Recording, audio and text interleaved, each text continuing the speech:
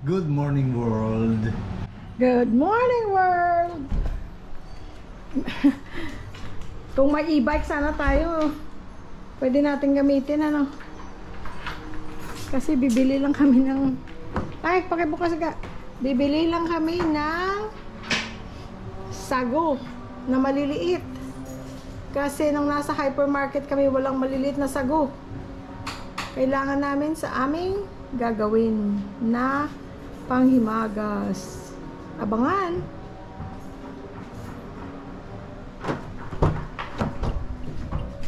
Ay. Gagawa kami guys ng buko pandan. Ayan na, binuking niya na. Buko pandan. Dahil may nakita kaming buko. Pero dalawa lang binili namin. Dahil masisira naman pag masyadong marami. Dalawa lang kami kakain. Ito na lang ang daily life namin, ang buhay namin. Guys, tingnan nyo, yung ano tawag dito? Ano tawag dito ga? Shifter. Shifter. Oh, may damit yung shifter niya. Kahit mainit sa Pilipinas, naka-hoodie. Oh, ayan oh. Ang cute na. Oh. Ga, please open the garage, please. Ay, naku. Nasa kabilang bag ko yung ano. Opener? Oo. Okay, I'll go get it. Thank you, ga. Okay. Kunin mo na lang muna yung spare dyan. Okay. Para hindi ka na maghalongkat. Okay. Paano? Init na? Yes. Sabi ni Mami, ayan, lumipat kasi kayo dyan. Para bang hindi tayo taga Pilipinas. Alam naman natin kung anong init dito, lalo pa ngayon.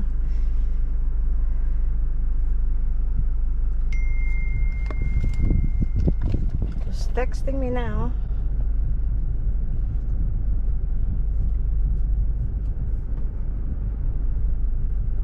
Okay, Ga, please. Ay. Makalimutan ko ako, pala tigasara. Ikaw taga-bukas ng garahe.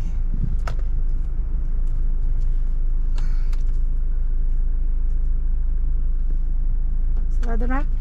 Yes.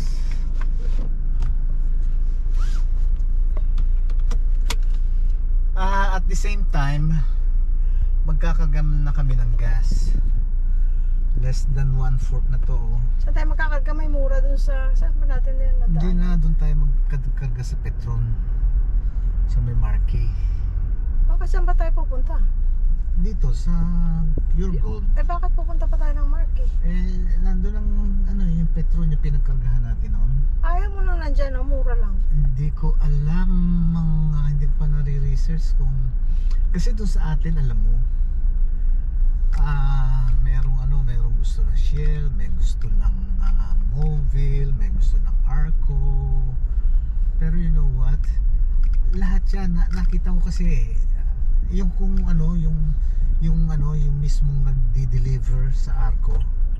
Tinanong ko kaya kung okay ba yung yung namimili ka kung anong gas station ang pupuntahan mo, kung anong brand. Hindi, Anya. Okay lang yan, katulad yan, Anya. Magdi-deliver ako nito. Tapos tutuloy ako doon mamaya sa Shell. Pare-pareha sila, ibig sabihin, isa lang ang gas. Ngayon, hindi ko lang May mga additives lang yata. Hindi dinadagdag kagaya ng Chevron, may Techron, yung ganun. Hindi ko lang alam dito kung ano talaga kung sabi nila yun daw yung sip-sip, ewan ko kung sip-sip. Ano yun? Ano ka yung sip-sip, yung bang parang pinakalatak ng I don't know, hindi ko alam. Kung may alam kayo guys, paki-comment yung mga taga rito. Yung mga taga rito, kung kailangan bang mamili ng gas station kung anong pagkakargahan mo ng gas. Kasi may mga mura. Kasi yung iba na na lang, yung bang nagiging yung bang ugali na lang na let's say sa Petron na lang sila nagkakarga, yung ganong Caltex, kung Caltex sila, isang brand lang ang ginagamit nila. I don't think na may I think okay lang kahit ano. Kasi ako, after ako, kung saan yung mura, syempre. At lalo ngayon, tumaas ang gas. Kaya, yun ang ano, yun ako after sa mura. Kung pare-pareho lang yan, eh maghahanap ako ng mura.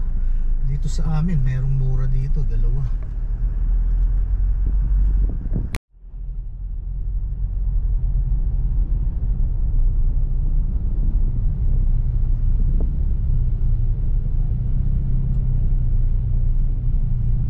Guys, oh, eto ilang palapag ito na magiging hospital daw ito.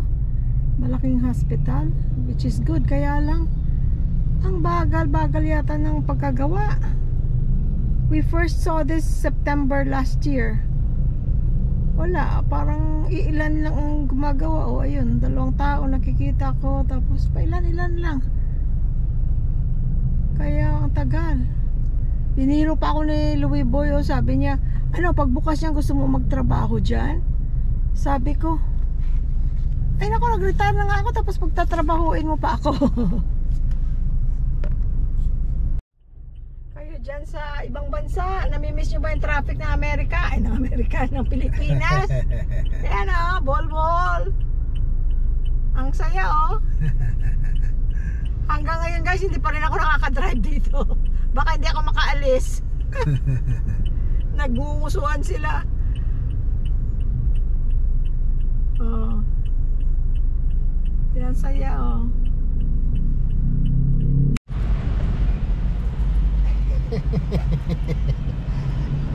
Papakalgang gas doon sa gasoline boy. Nagtatanong paano bubuksan. Hindi alam kung saan ang bukasan. Mula. Kasi dito, di ba, sila ang naglalagay ng gas. Ay, ay, ay. Eh dito, doon sa Amerika, ano tayo? Tayo magkakarga. Kahit tayo magkakarga. Tayo bababa. Kahit malamig o masyadong mainit, bababa ka, magagas ka dito. Parang, Kaya umuulan, kaya hindi. Bababa ka. eh dito parang ang prinsipe, oh, nag-aantay ng ano, na may naglalagay ng gas. May nag-fill up ng gas mo. Doon ikaw eh, sariling sikap. Pero ang ibig sabihin, nagtataka. Hindi natawa ako. Hindi ko lang na-capture, guys. Nagtanong ba naman siya doon Ako ang driver. sa ano, sa tao na nagkagasolina? Saan na ano, bukasan ito? Hindi, kasi sabi sa akin, pakibukas sir. Alam ko, teka muna. Nasaan ang bukasan? Tinanong ko ngayon, saan ba bukasan ito? Salamat ha. Thank you. Saan ba bukasan ito? Tanong ako. So ilan yon? 16.65 liters ang 1,000 pesos. 16.65 liters. Saan ba nakalagay kung magkano per liter? Hindi ko makita. Ayan guys, ang Marquee Mall yan dyan.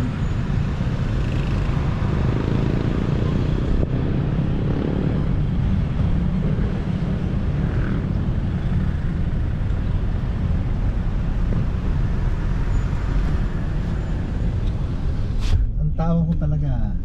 Ano, natawa ka sarili mo. Tinanong ko yung gasoline boy. Saan ba binubuksan yung gas tank? Sabi siguro ng gasoline boy, nang Kotse mo hindi mo alam. hindi, nanghiram lang yata ito si sir ng ano, ng sasakyan, hindi niya alam. Sabi siguro, ang hirap talaga nanghihiram lang ng sasakyan. No? Hindi alam. O, nasaan tayo? Diyan ba tayo?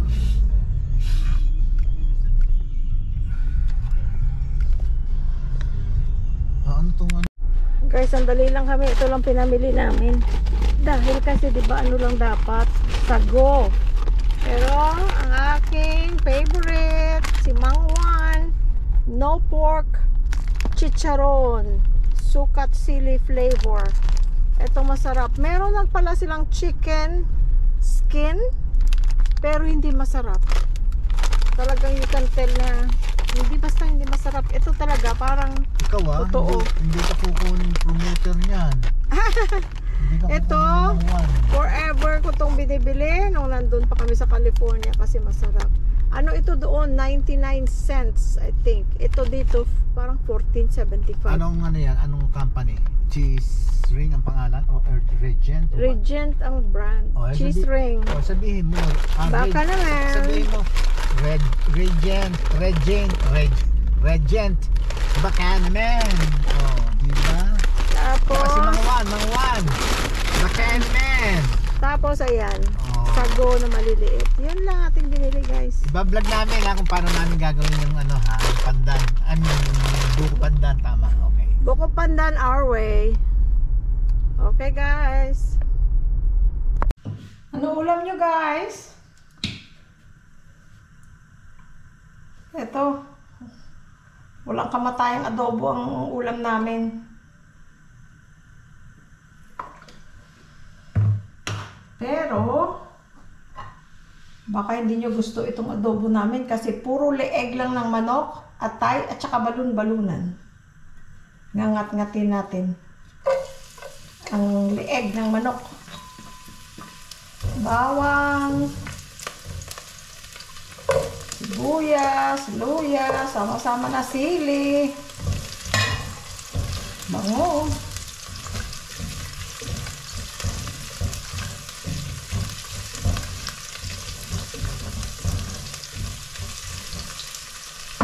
Sama na rin natin ang paminta. Pamintang durog.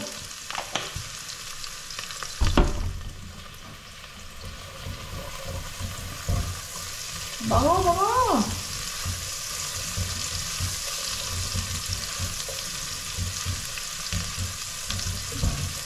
Okay, guys.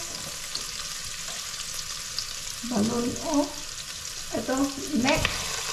Balun-balunan. Atay. Sarap.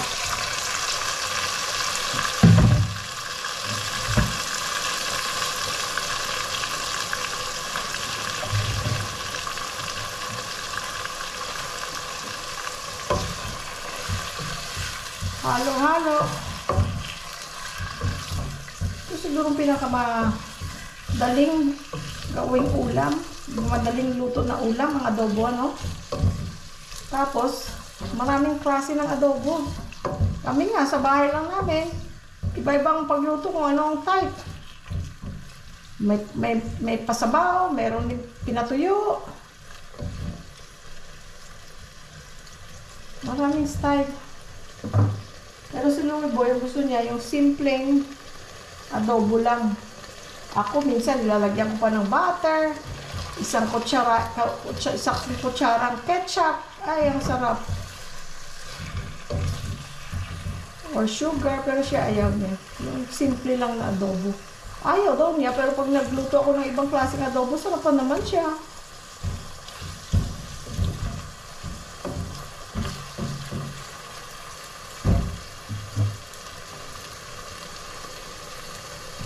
Takpan natin sandali.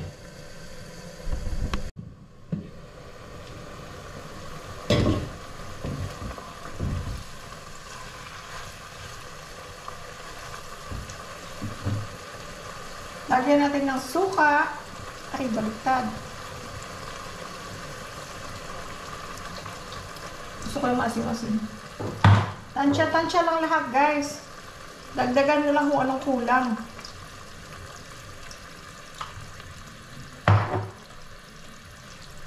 Kuluin muna natin. Hindi muna natin tatakpan. Sabi nila, para daw hindi mahilaw ang suka. Many times, nakakalimutan ko, minsan natatakpan ko, okay lang naman. I don't really see the difference. Pero si Louie Boy, alam niya. Mostly nang alam kong luto, tinuro niya lang eh. Oh, ito guys, pampabango. Dahon ng laurel. Oh, hayaan muna natin ha. Ito guys. Haluin natin ng konti, tapos pakuluan natin. Hanggang maluto siya. Masarap ang adobong tuyo, kaya lang pareho kaming dalawa na naghahanap ng sauce ilalagay sa kanin. Eh yung sabaw ng adobo, ang sauce ng adobo, di ba ang sarap? So, tingnan natin. Ito. Hintayin natin maluto. Lagyan natin ng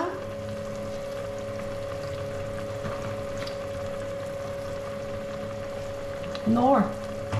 I know, it's not healthy. But what is? Hindi naman lagi. Okay guys, so mamaya ng asin kung kailangan pa kasi may toyo na tayo, meron na tayong Knorr, pareho maalat.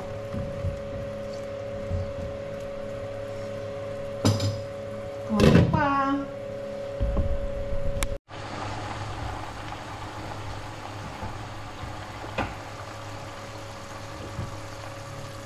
Oh, bango-bango. Alam niyo guys kung ano ipaparis natin dito? Talong na pinirito. Walang sahog, walang asin, nothing. Paghiwa mo ng talong, prito mo na. Ang sarap. Terno yan. Ayan, iwanan ko ng konting sauce. Pang sabaw sa kanin. Kayo guys, ano ulam nyo ngayon?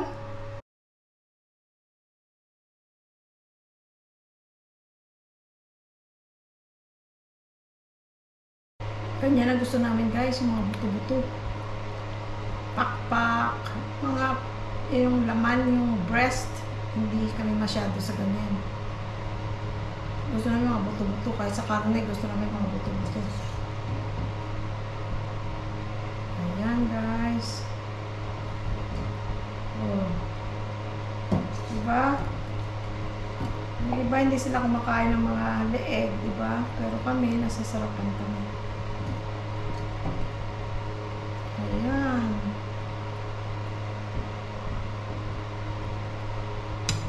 Tapos lagyan natin yung sabaw. Para sa karne. Ay, karne. Para sa kanin. Ah! Init. Diba guys, oh? Ulam. Okay guys. Kain na tayo guys. Ito na yung ating chicken adobo at saka piniritong talong. Merong palabok si Louie Boy from saan mo nga ito binaga? Sa SM. Hindi ba to sa ano? Sa Mang Inasal? Oh, Mang Inasal pala. Mang Inasal na palabok. Tingnan niya kung masarap. Tapos, rice is life. Kain tayo guys. Salamat sa inyo, sa mga new subscribers. Welcome to our channel. Sa mga nanonood at nag-take time para mag-comment. Maraming salamat sa inyo. We really appreciate it. Hindi ako sa sobrang daming comments, hindi ko matapos-tapos ang pag-answer. So, sorry kung hindi ko kaagad na-answer ha. I'm trying my best. Kami ni Louie Boy. Ay, sorry sa alarm. Happy birthday, JR! Happy birthday, JR! We love you! We love you! Pareho sila guys ng edad. Silang dalawang magkapatid are both 25 years old right now. For 5 linggo, pareho sila ng edad. Until mag-26 si Chris, next month. Kasi walang isang taon ang pagitan nila. Parang 10 months and 3 weeks. Kasi 5 weeks sila pareho ng Tama ba? 5 weeks sila pareho ng edad. Ayan guys, ang kanyang palabok. Kain tayo guys! Kain tayo! Hi, kain tayo! Let's eat! Guys, finally, nailagay ko na yung mga kaldero dito sa ilalim. Ayun. So ngayon, yung iba dyan, hindi ko naman laging ginagamit. Tingnan mo ilang frying pan. Hindi ko naman kasi maiwan nung nag-empake kami. Hindi ko maiwan doon kasi mga bigay ng mga bata, ng mga friends, o kung sino man, brand new. So, dinala ko na lang. Hindi naman yan mapapanis, di ba? Di kung ilang taon din namin yan magagamit. Ito nga yung pulang kaldero na yan. Ako, 20 anyos na yata yan, never na nagamit. Ayun, nung nag-impake kami, di sabi ko, dalhin na natin. Total, wala namang weight limit ang pag-ship sa Atlas ginamit namin. So, ayun, dinala namin. Ayun, meron pa ako maraming kaldero na dadating na yun ang mga pang-araw-araw ko talaga. Kasi itong pula na to, tingnan mo yung takip, hindi siya glass, hindi see-through.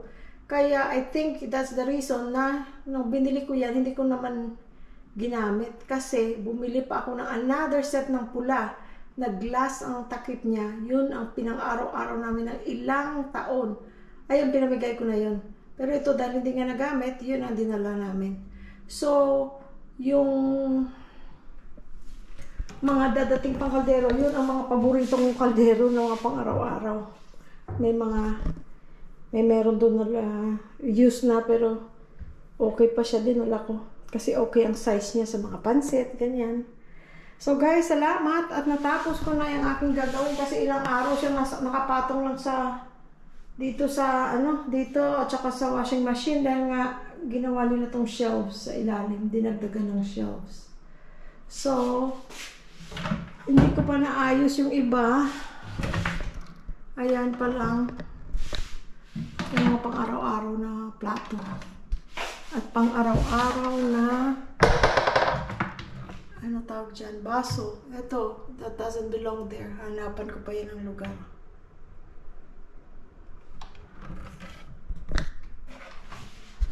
Tapos doon sa other kitchen, I have a lot of space there. Yun. Magagamit natin pagdating. Kasi I think maybe Monday or Tuesday, dadating na yung second shipment.